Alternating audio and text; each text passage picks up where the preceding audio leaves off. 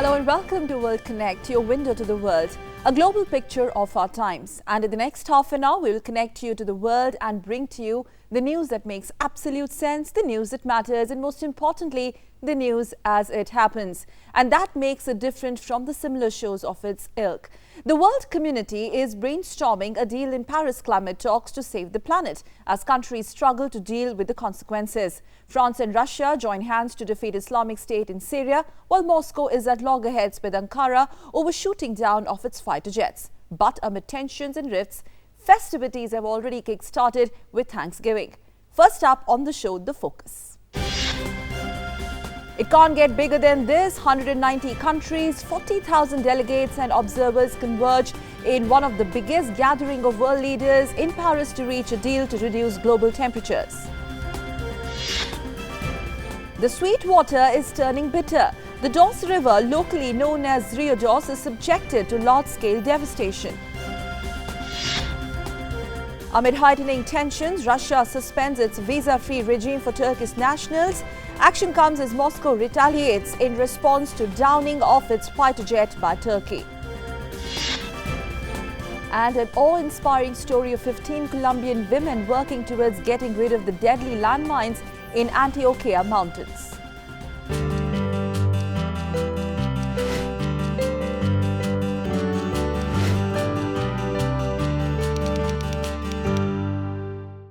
One of the biggest gathering of world leaders out of United Nations General Assembly is set to begin in Paris to reach a deal to reduce global temperatures. With participation from 190 countries in all, the summit will witness attendance of 40,000 delegates, including journalists, observers and exhibitors. As negotiators continue to be divided on cutting emissions and assisting poor nations, all eyes are on the outcome of the Paris talks.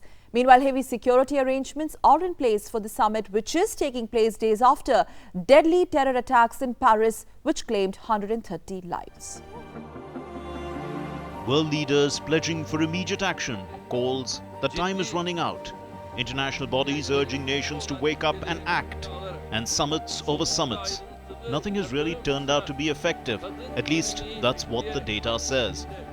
World Meteorological Organization's conclusion that greenhouse gas levels in the atmosphere reached a record high for the 30th year in a row clearly shows ineffectiveness of the measures taken over decades. The Paris Climate Summit, Conference of Parties 21, comes close on the heels of the United Nations warning that 2015 is set to be the warmest year. The summit faces an uphill task of reaching a binding and universal agreement on climate. Mais pas n'importe quel accord. We want an agreement to be reached, but not any agreement. One that is ambitious and binding, an agreement which can be reviewed so as to reach our aim to limit global warming below 2 degrees Celsius by the end of the century. Negotiators remain deeply divided, with rich and developing nations arguing about who must do what to curb carbon emissions and who must pay. Unwillingness of developed countries to do more for cutting emissions and the dilly-dallying towards contributions for funds they pledged in 2009's Copenhagen summit to help developing nations is key to the trust deficit. Developing countries are demanding a robust agreement that expands economic opportunities, not one that erodes their interests even as climate risks grow. Amid pledges and commitments, there are hopes, there are fears. My biggest fear, I guess, is that everybody is going to be proven scientifically correct about heating up and the melting of the ice caps and the rising of the sea level. We are expecting the climate change is really a concern. We need to act now, and the youth must revolt for climate change. The young people of the world come together to find possible solutions to the climate crisis that we're facing right now. With stakes high and expectations at peak, global leaders will brainstorm in Paris over 2 weeks. If reached, the Paris Pact aims at limiting average global warming to 2 degrees Celsius over pre-industrial revolution levels. As the world heads towards irreversible and potential catastrophic climate change, here's a look at what the climate statistics say.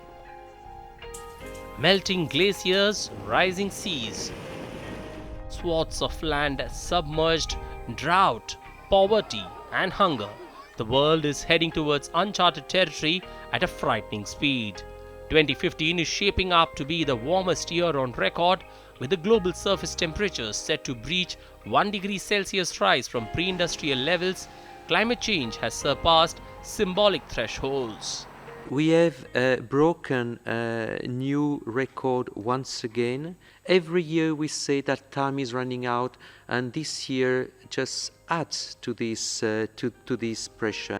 Concentrations of CO2 stood at a global annual average of 397.7 ppm in 2014, up from 278 ppm in 1750. The global annual average is likely to pass the symbolic 400 ppm milestone in 2016. The safe level of CO2 to avoid dangerous global warming is 350 ppm. A report released by the World Bank suggests unchecked carbon emission could drive more than 100 million more people into extreme poverty by 2030, with sub-Saharan Africa and South Asia most at risk. Drought conditions threaten food security in African nations. Children will bear the brunt of climate change. According to the UN report, nearly 700 million of them live in areas at the highest level of severe drought and flooding. Another report suggests if the planet heats up by 4 degrees Celsius, that is double the targeted UN ceiling, oceans will swallow land inhabited by more than 600 million people. China would be the worst affected. The US would also be a significant risk. In Australia and California, climate change is already fanning wildfires and could lengthen and intensify future fire seasons. Glaciers on Mount Elbrus, Russia's highest peak, have been reducing in size. Glaciers in Tibet have shrunk by 15% over the past 30 years. This will severely impact water supply throughout the rest of Asia. The figures are just an indication that the world has reached the threshold, and mere pledges won't help save it.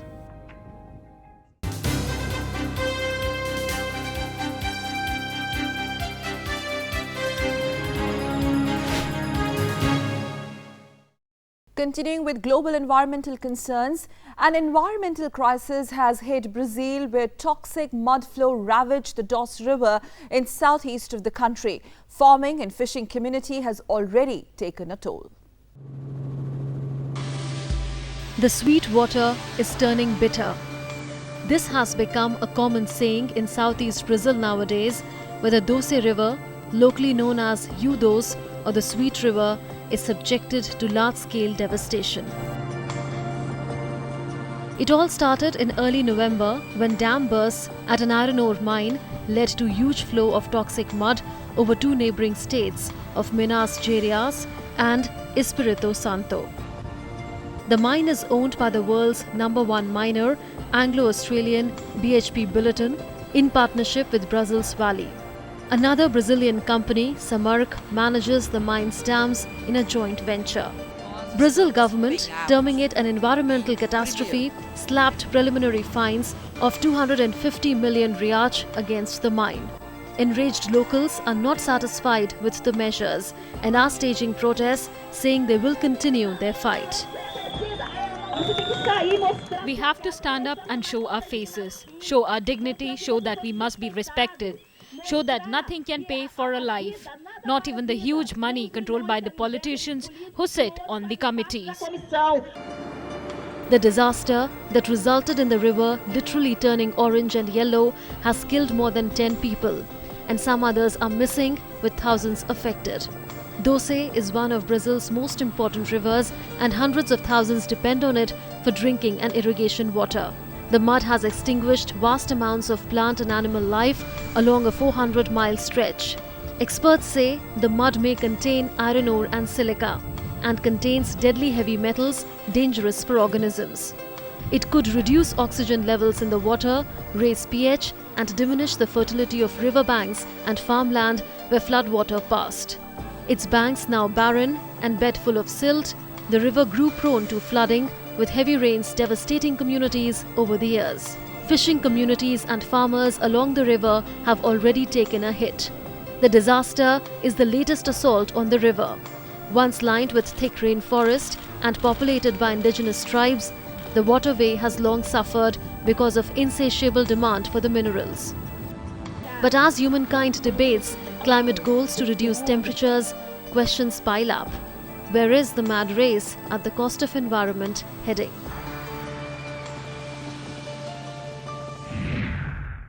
From shooting at a clinic in Colorado to Republican candidate Donald Trump facing severe criticism for mimicking a disabled reporter and much more. A quick look at stories from America. Police arrested a gunman who stormed an abortion clinic in Colorado on Friday and opened fire, killing 3 people. 9 others were injured in the shooting. The dead included 1 police officer and 2 civilians. After facing criticism for mocking a disabled New York Times reporter, Republican presidential candidate Donald Trump issued a statement on Thursday denying such an act. Trump appeared to mimic disabled reporter Sergei Kowalski during a rally in South Carolina on Tuesday. The Washington Post reported that Kowalski has arthrogryposis, a condition that is characterized by stiffness in the joints.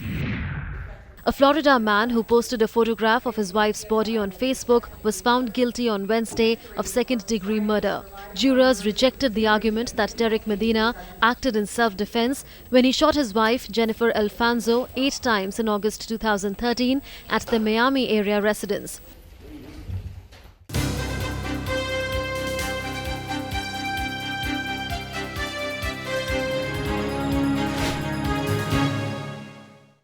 Amid heightening tensions, Russia has suspended its visa-free regime for Turkish nationals from January 1st. The action comes as Moscow took strong retaliatory steps in response to downing of its fighter jet by Turkey. After initially seeking to cool down the situation, Ankara also warned Russia to not play with fire. This loss is a stab in the back delivered to us by accomplices of terrorists.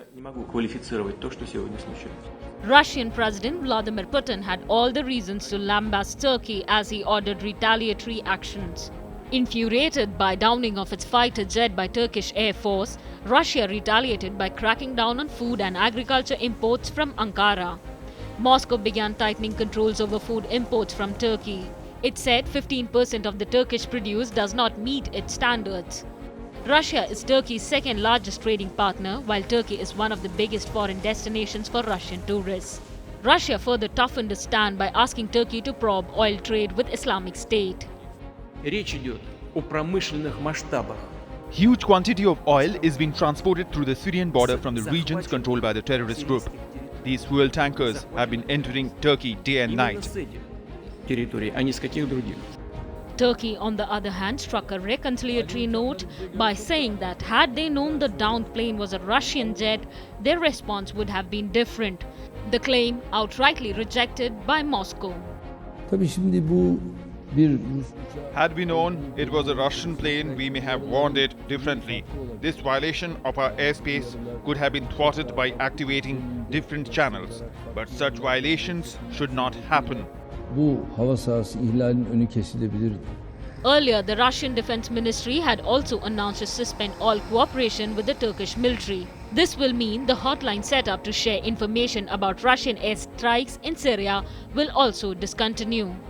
The temperatures in Moscow-Ankara relations rose to new levels after Turkey downed a Russian fighter jet on Tuesday, alleging violation of its airspace. Turkey maintained it sent a number of warnings to the Russian jet before firing a missile. On the contrary, the surviving Russian pilot said he received no such warning and the plane did not stray out of Syrian airspace. As Russia is showing no signs of softening its stand over the issue, many feel the situation might aggravate tensions in the Middle East and pose greater challenge to the international anti-terrorism cooperation. Meanwhile, Russian President Vladimir Putin held talks with his French counterpart François Hollande on Thursday. Both leaders agreed to extend military cooperation in the fight against Islamic State. The French president said there would be closer coordination of airstrikes, a message backed by Putin. Putin also spoke of the need to form a wide anti-terrorist coalition. France paid tribute to 130 victims of the Paris attacks in an official commemoration ceremony on Friday at the Invalids Monument, the site of Napoleon Bonaparte's burial. Under a wintry sky, the names and ages of the victims were read out, with the ceremony beginning and finishing with the French national anthem. The solemn ceremony was attended by 2,000 people, including families of the dead, dignitaries and French politicians. The Belgian Prime Minister Charles Michel lowered the threat level for the capital city on Thursday from 4 to 3. The Belgian Premier added that the threat of an attack in the city remained serious but was not as imminent as it had been. Brussels was under a maximum state of alert for almost a week. Schools and most of the metro system in Brussels reopened on Wednesday as Belgian commuters cautiously returned to work after a 5-day lockdown. Amid growing animosity harming humankind, here is a story of unlikely bond of love and friendship between two creatures. A bond between a rare Amur tiger and a goat. Yes, tiger and a goat. The goat was intended to be the tiger's meal at Permosky Safari Park in Russia, but the goat has been named Timur in honor of its bravery for facing the predator.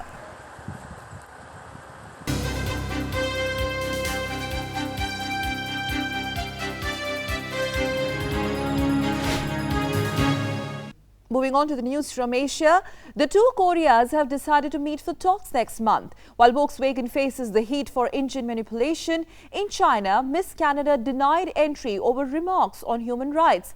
All this and much more in Asia Wrap. North and South Korea have agreed to hold high-level talks next month after marathon working-level talks. Officials of the two Koreas met for talks on Thursday to further ease tensions after they ended an armed standoff in August. The talks are the latest attempt to revive dialogue stalled for 5 years. South Korea on Thursday said its own testing showed that Volkswagen AG intentionally manipulated a diesel emissions device in vehicles with an older engine. It has ordered the recall of 125,522 cars. South Korea is the first country after the United States to announce measures based on its own testing to address the diesel emissions scandal. The scandal has engulfed Europe's biggest automaker. Canadian beauty queen Anastasia Lin, who was stopped and denied permission to board a flight to the beauty pageant finals in China, said she was being punished for speaking out against human rights abuses in the country. Lin, a 25-year-old Toronto actress who was crowned Miss World Canada in May, was unable to obtain a visa in advance of her arrival for the contest finals this week in Sanya.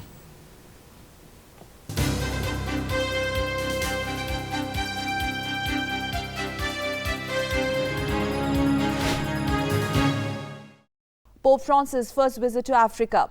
Amid heightening terror threat in the continent and Burkina Faso heading towards democracy. All this in Afroscope. In Uganda, Pope Francis appealed for compassion towards refugees facing uncertainty around the world. Addressing the president and diplomats at State House, Pope Francis spoke of the world refugee crisis and said how the world handles it will be a test of our humanity. In the first leg of his Africa tour, the Pope visited Kenya, where he urged the youth not to yield to the sweet lure of corruption. Central African Republic is the Pope's last stop in his three-nation tour. After a rocky year that saw Burkina Faso's people rise up to oust the country's longtime president Blaise Compaoré and then repel a military coup, the West African nations elects a new president in a vote hailed as a fresh start for the country. In October 2014, Blaise Compaoré fled the country after 27 years at the helm after being toppled by a popular uprising that lasted less than 48 hours. Dozens have been arrested in Tunisia in connection with the bombing of a bus carrying members of the Tunisian Presidential Guard. Those arrested include the suicide bomber's mother and sister. The Islamic State has claimed responsibility for Tuesday's bombing that killed 13 people, including the suicide bomber. Following the attacks, President Beji Kad Essebsi declared a state of emergency for 30 days.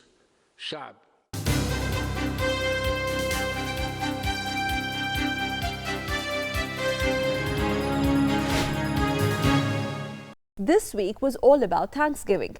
And of course, a lot of fun and feasting that goes with it. The holiday season has kick-started in America.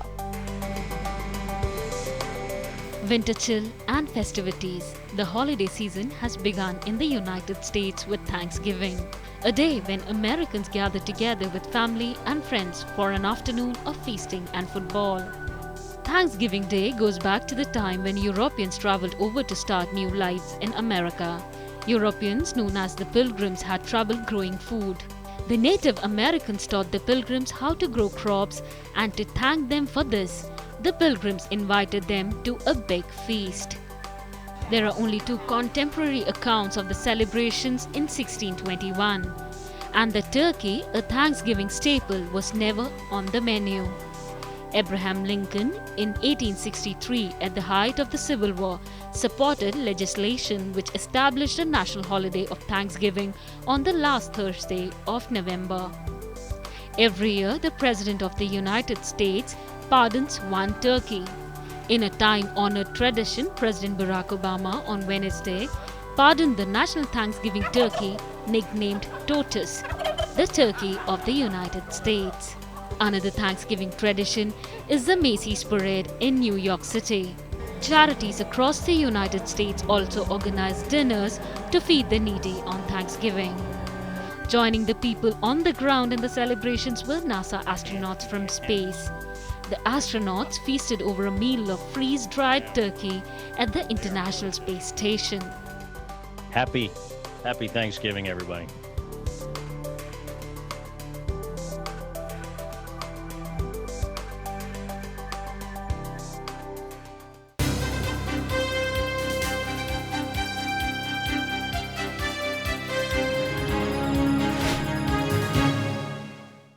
From the world of entertainment, Jon Snow returns from the dead in a new Game of Thrones teaser. Captain America takes on his fellow Avenger Iron Man in the latest from the Disney's Marvel films. And after Up and Inside Out, Pixar releases its next animation. All that happened this week in the entertainment wrap. After months and months of speculations, Games of Thrones tweeted a teaser poster with a partial shot of Jon Snow's rugged, blood-stained face and trademark hair, hinting at the return of the favorite character. Openly gay US singer Adam Lambert, who is to perform at Singapore's New Year Countdown concert, has highlighted a widening cultural divide in the country. Thousands of Singaporeans have flocked online to sign 2 petitions for and against the singer's performance. Captain, while a great many people see you as a hero, there are some who'd prefer the word vigilante. Disney's Marvel films have taken their step into Phase 3 with the release of the trailer for Captain America: Civil War. The trailer shows Captain America go up against his fellow Avenger Iron Man. Captain, you seem a little defensive.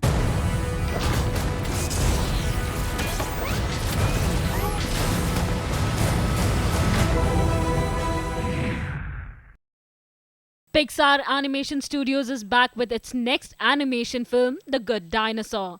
The film takes place in an alternative universe where dinosaurs grow up to become the evolved species on the planet.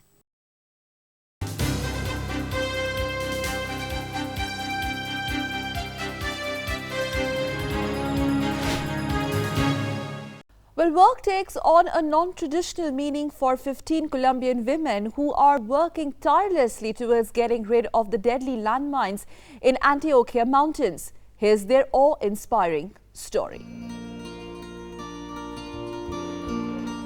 The lush green mountainous terrain in the central region of the Andes. An ideal destination for those who love the greens. But what lies beneath the beautiful landscape is possible death. The Antioquia Mountains in Colombia is one region even the locals dread. The area is cordoned off with red skull and crossbones signs signaling the imminent danger that lies underneath. The landmines, sown across the region during the 50 years of war between the government and the Marxist guerrilla group. Trying to make a difference are 15 women who are part of an NGO working towards demining the area. They are well aware that one wrong move and they can lose a leg or an arm or might just die. Despite knowing the consequences, these women have taken up the most unconventional of all jobs, putting in 9 hours each day to clear the area of the deadly mines. Al momento que tú entras a un área real, At first, it is quite scary entering an area, but you gain experience and it is a quite simple job. In the last 25 years, there have been almost 11,000 recorded deaths and injuries from the minefields across the country. Antakya is the worst affected. Most lie beneath schoolyards, roads, bean fields and cow pastures. A look around the town and it won't be difficult to spot people who had stumbled upon mines and paid the price. Many of these women signed up for the job for they have seen their families and neighbors fall victim to the mines. Arriving somewhere where there is a lot of fear and being able to hand over the area gives me great satisfaction. These 15 women work alongside 87 male colleagues. But what makes them exceptional is their dedication. Women are very important in this process because we have found that they are very prudent in their work. They are very good technically. Colombia is second only to Afghanistan in the number of landmine accidents. The 5 decades of conflict has claimed over 220,000 lives. More than 6 million have been forced off their lands. In a country that has seen the worst of bloodshed, where living with impairment have become a norm, these women are giving many a reason to smile. A hope that one day their lives will be back to normal. And this brings us to the end of this edition of World Connect. But do send us your feedback as you always do. You can write to us. Our email ID is worldconnect.ddnews@gmail.com. You can also follow us on Facebook.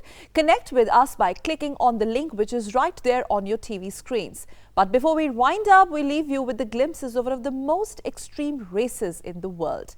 The Antarctic Ice Marathon, in which over 50 competitors from 19 countries gathered undeterred by chilling sub-zero freeze. Take a look, goodbye and have a good weekend.